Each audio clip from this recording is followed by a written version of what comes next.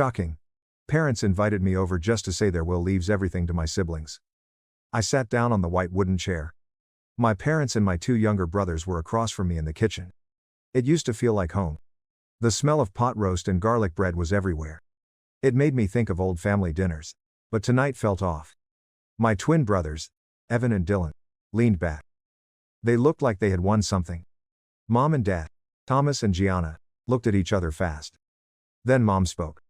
Her voice was calm. We need to talk to you about something big. I put my fork down. I could feel the stress building up inside me. We finished our will, Dad said. His voice was steady, but not warm like usual. We want you to hear it now so there are no problems later. Evan leaned back and crossed his arms. He had a smug smile.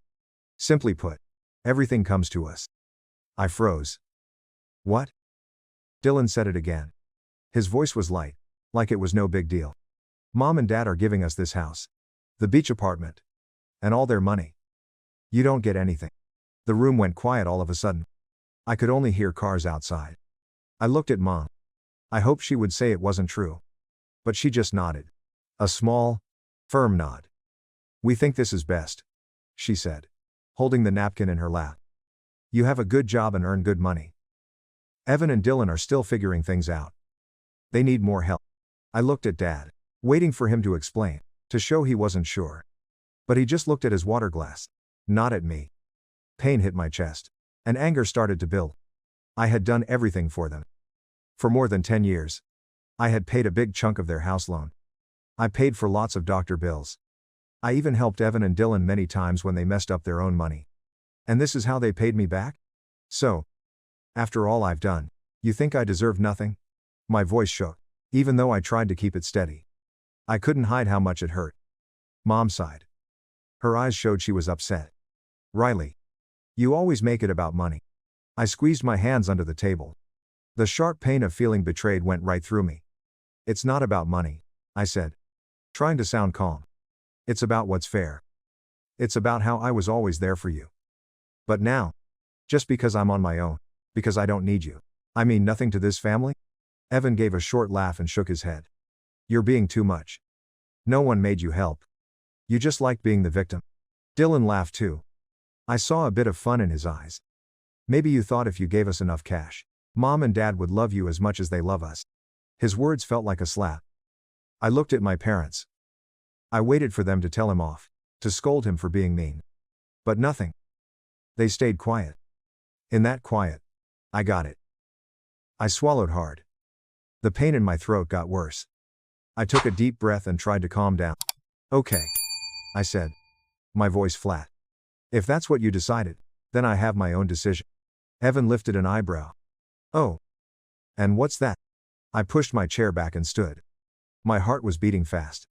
From today, don't ask me for anything. I turned from the table. Their faces looked shocked. The smell of pot roast and garlic bread used to be nice, but now it felt empty and pointless. I walked out the door. No one stopped me. No one called my name. I didn't even think twice. And right then, I knew everything had changed.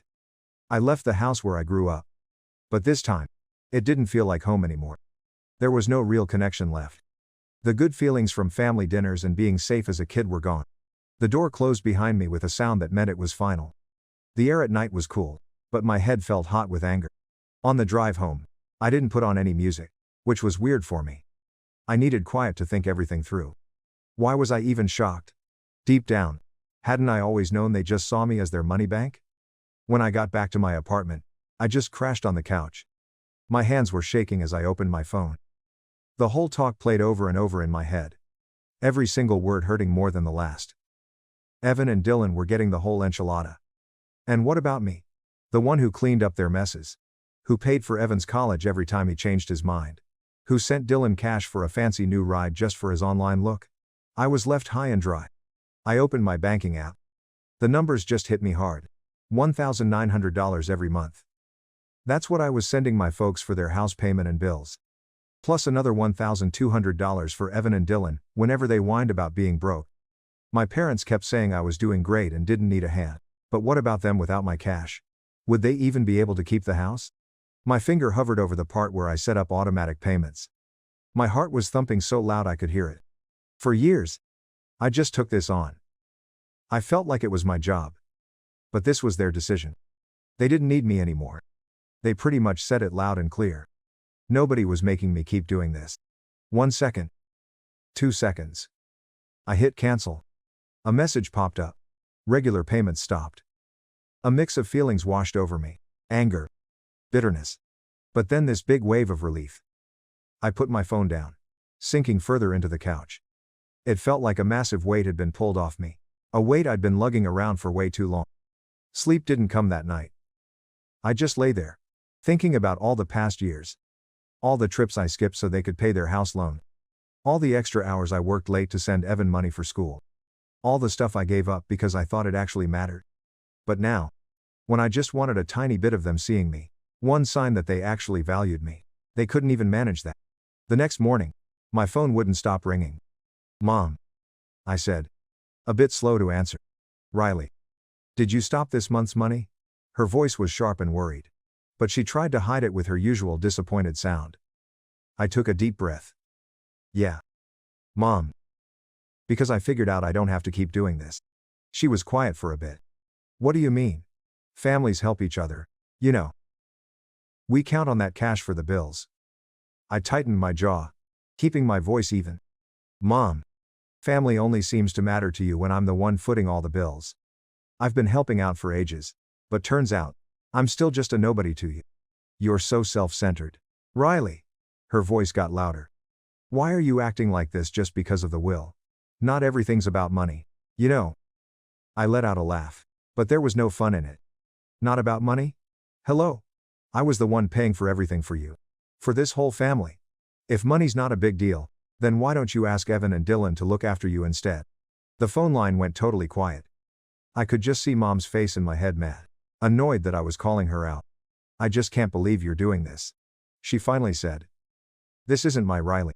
I closed my eyes, feeling this heavy feeling in my chest. "Mom. This is actually me.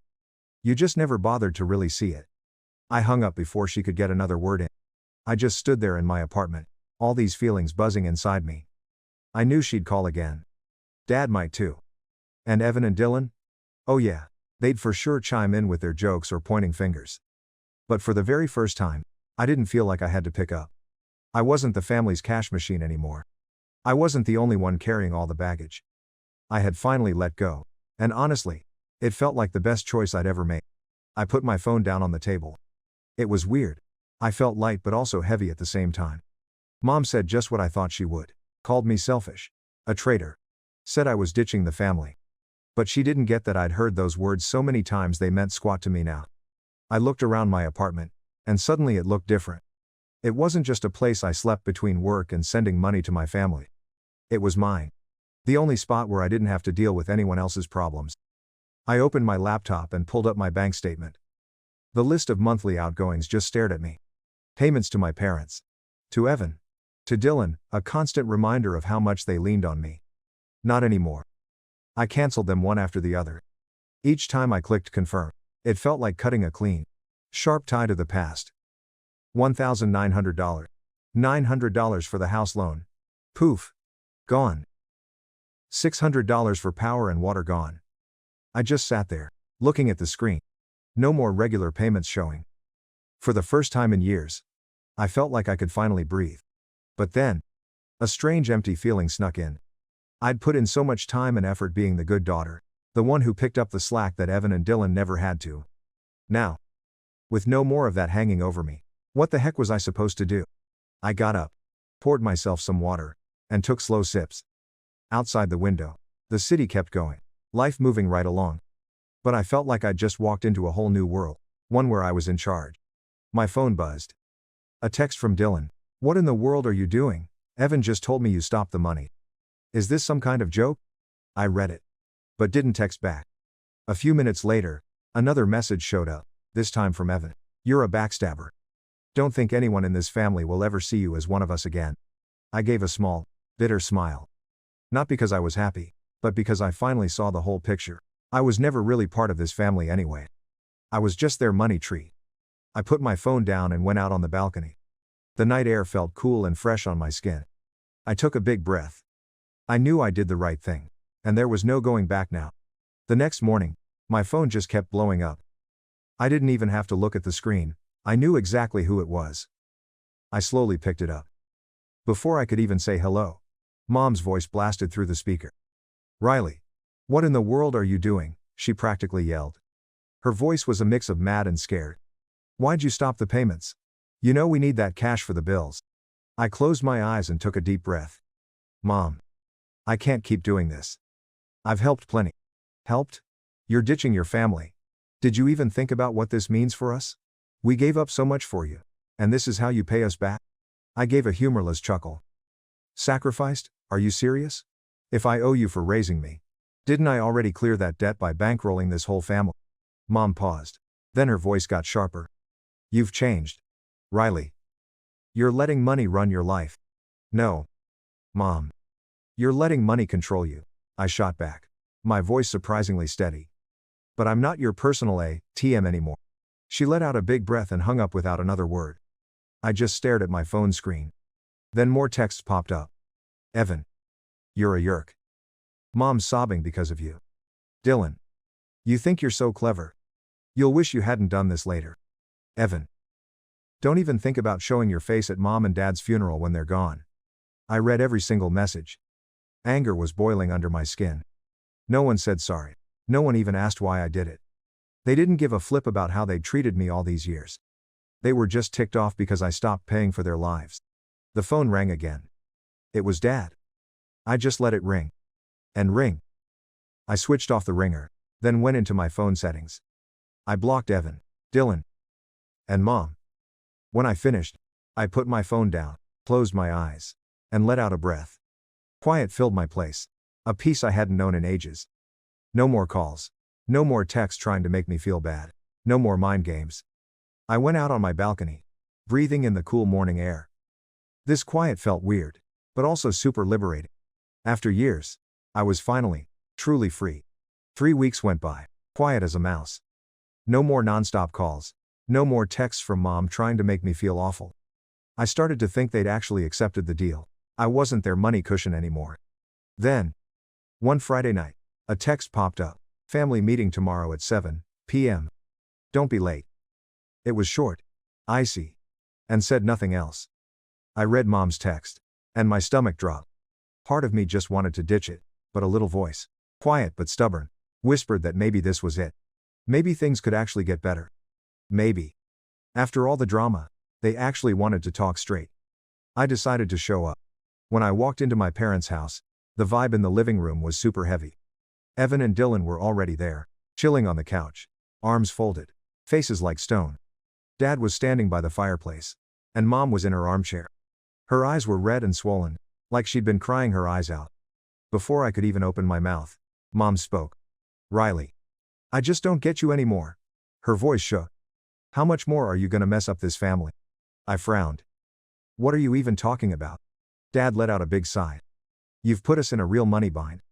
If you keep being this way, your mother is gonna fall apart." I laughed. But it wasn't funny at all. "So, now I'm the reason Mom's tired? What about all those years I basically paid for this family? She seemed perfectly fine back then." Evan scoffed and shook his head. "You always make everything about cash. Do you seriously think the whole world spins around you?" Dylan leaned in, arms crossed like he was daring me. "Dude. You've got a good job, a sweet life. Why are you making such a drama out of this? You're just getting what you deserve for being selfish." Their words really stung. I'd come hoping for a real talk. But all I got was them trying to twist things and push me around. I took a deep breath and calmed myself down. "If this is why you called me here, then don't bother. I'm not coming back." Mom's face just went totally blank. "What did you just say?" I got up, taking one last look at the place. "I've done all I could to be part of this family. But if my value to you is only about how much money I bring to the table, then I don't need that kind of love." No one said squat as I turned and headed for the door. Nobody stopped me. I walked out for good that time. 2 days later, I got back to my apartment late, and right away, I just knew something was off. My front door was totally sealed up with some kind of heavy-duty foam, all over the doorframe and the handle. I reached out and touched the hard, cold stuff. Someone did this on purpose. I stepped back. My heart was thudding in my ears. This wasn't just some dumb prank. Someone did this on purpose to lock me out of my own place. Without even thinking, I grabbed my phone and checked the camera in the hall. I zoomed through the video from earlier that night. And then, boom. There he was. Dylan. He had on a baseball cap and a hoodie. But I knew his walk and how he stood. No doubt. He had this little smirk as he held the foam can, making sure to fill every single crack and tiny gap around my door. My hands were shaking with pure anger. I didn't even think twice. I called the cops. Cops showed up. And I gave them the video. One cop watched it and nodded. He asked, "You want to press charges?" I held my phone tight. A cold feeling went down my back. If I dropped this, things would just get worse. Dylan wasn't just mad, he was ready to really get back at me. I took a deep breath and looked straight at them. Yeah. I want him to pay for what he did. The next day, my phone rang off the hook again. I let it ring. Then Dad called. Then Evan. Finally, I answered. "Riley. The police called your brother in. How could you do this to your own family?" Dad's voice was rough. But I stayed calm. Dylan messed up my place. If he doesn't want trouble with the law, he needs to cover the cost. Dad's voice got quieter. "How much are we talking?" I didn't even blink. $3,000. You're trying to shake down your own brother? How could you? I gave a dry chuckle. It's not shaking him down, Dad. It's called facing the music. The next morning, $3,000 landed in my bank account. There was a nasty note with it. "I never want to lay eyes on you again." I read it. Felt nothing. Then my phone lit up with a message from a cousin I barely talked to. "Riley. Is this for real? Folks are saying you ditched your family, even though they're having a hard time." I furrowed my brows. Another text popped up. "How could you cut off your mom, dad, and brothers like that? They looked after you your whole life." I checked my social media and instantly got it. My mom had cooked up a total lie. She'd put up this long Facebook post, saying I'd turned my back on the family when they needed me. She said I was selfish, only cared about myself, and had left my old folks and struggling brothers with nada. People who didn't know the real deal filled the comments, feeling sorry for her and hating on me. I scrolled through what they wrote. Such a shame when rich kids forget their roots. Parents give up everything, and this is what they get. Riley probably got too big for her britches because of money. My blood started to boil. Not because of random people judging me, but because my own family had spun a whole new story, making me the bad guy. They didn't say I'd paid most of my parents' house loan. They didn't mention I'd paid for Evan and Dylan's school and even their personal stuff. They conveniently forgot Dylan trashed my apartment and I had to call the cops to feel safe. They just made me look like a cold-hearted daughter who bailed on her family. I just sat there for a bit, thinking, should I keep quiet? Pretend it didn't happen, and let them control the story? Nah. I'd put up with their games for too long. I opened my app and hit new post. If my family wanted to air dirty laundry, then I'd spill the real tea. And I started typing. I put it all out there. Every single dollar I'd sent them over the last 10 years. The money I'd spent to keep their house, pay for school, even the cash Evan and Dylan used for new cars and holidays. I talked about how they always treated me like a money machine, not their daughter or sister. I called out Dylan for sealing my apartment door with that foam, which made me get the police involved. I didn't walk away from my family. My family never saw me as one of them unless I was dishing out cash. And now, I'm choosing to stand up for myself. I hit post. In just a few hours, my post blew up. Relatives started asking questions. Some left comments. Totally shocked because they'd never heard any of this before. My aunt even texted me on the side, asking if it was true that I'd been supporting my family with money for years. Some of my extended family even started calling out Mom for lying. But the biggest drama came from my own immediate family. Mom called right away. I picked up. Her voice was so mad, she could barely get the words out. "Riley. What the heck did you pull?" I kept my cool. "I just told the truth, Mom.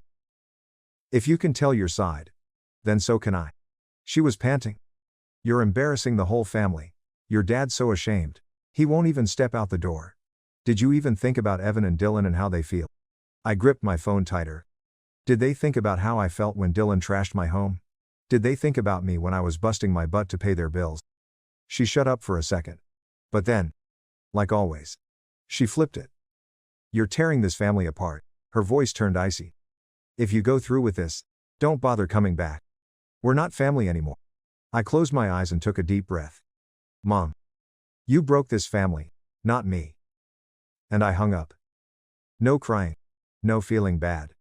For the very first time, I felt light. I'd lost my family. But maybe they were never really my family to begin with. That call with my mom was the last time I ever heard her voice. After my post went up, my family totally clammed up. No more mad texts from Evan. No more furious calls from Dad. They cut off all ties. Like I'd never even been around. But this time, I didn't feel bad about it. I was finally free. First off, the quiet felt super weird. The nights I used to spend fixing my family's money issues, those were all mine now.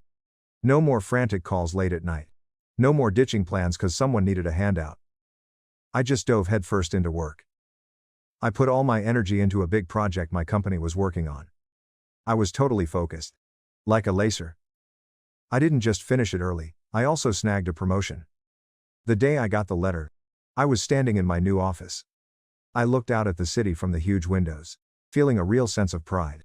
This was the first time ever I could enjoy doing well without feeling like I had to share it with anyone. Then, I figured, why not travel? I'd always wanted to go on a big trip.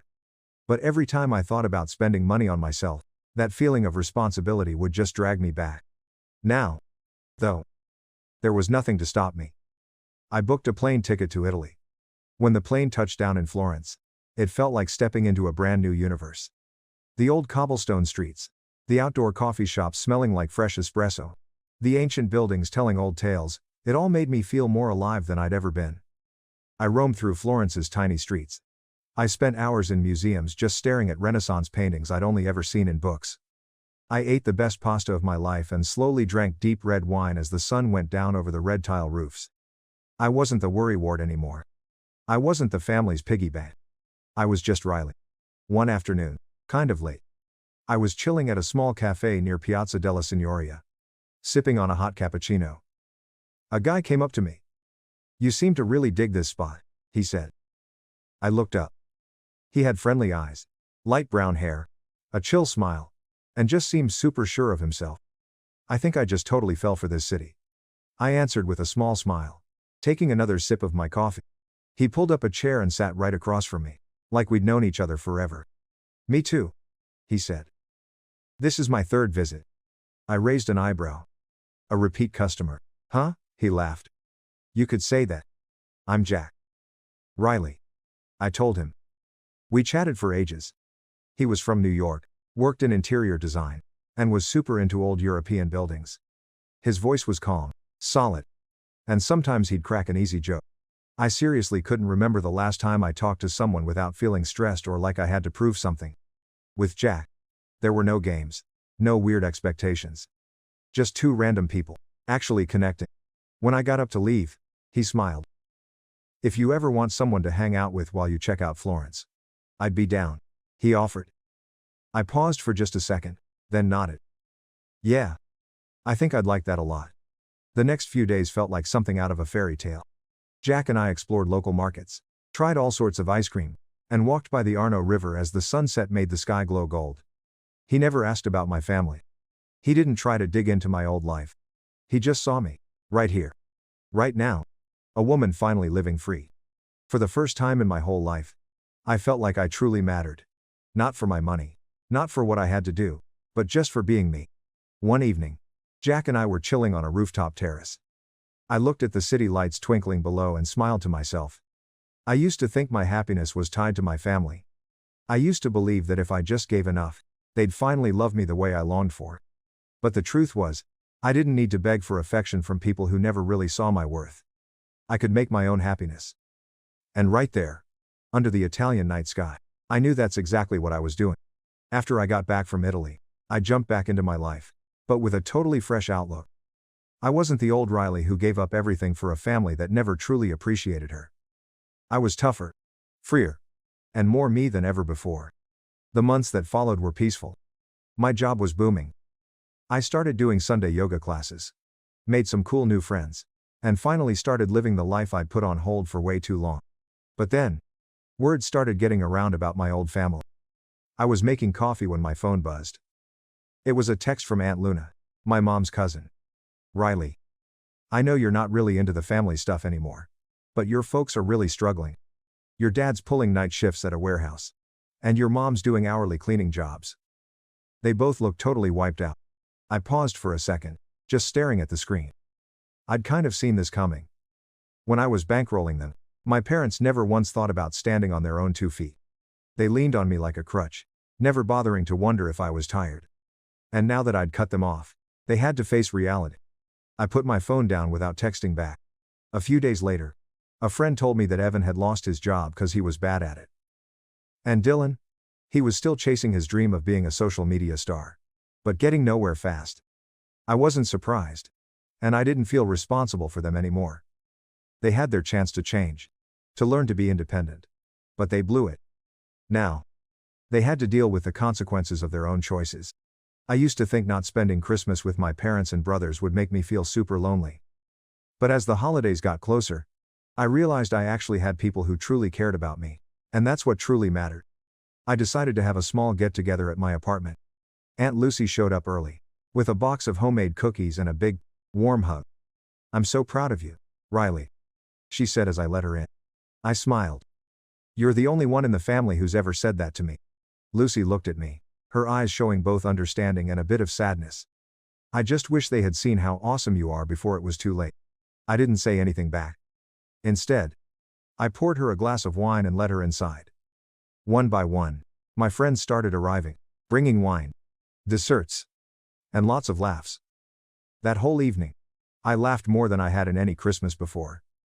No fake conversations, no pressure to live up to anyone's expectations. Just me, being happy on my own terms.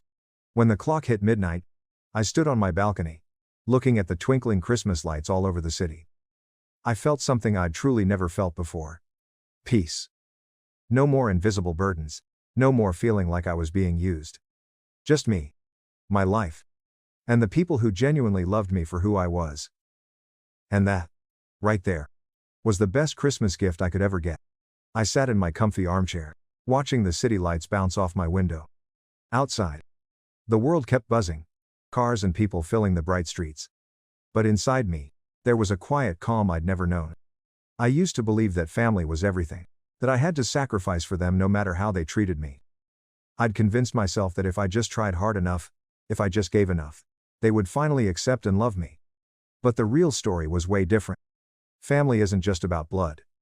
Family is about those who appreciate you, those who don't take advantage, those who love you with no strings attached.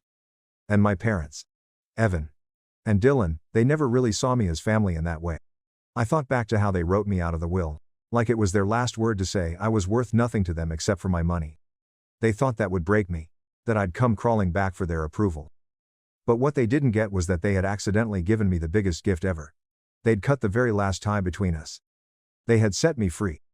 I used to be a woman weighed down by responsibility, by expectations, and by sacrifices that were never even acknowledged. But now, I had the power to choose my own path. I could go anywhere, do anything, and never again worry about a call demanding cash, or a guilt trip for not doing exactly what they wanted. I could spend my time with people who truly loved me, friends who stuck by me even when I had nothing left to give. An aunt who had quietly supported me all along.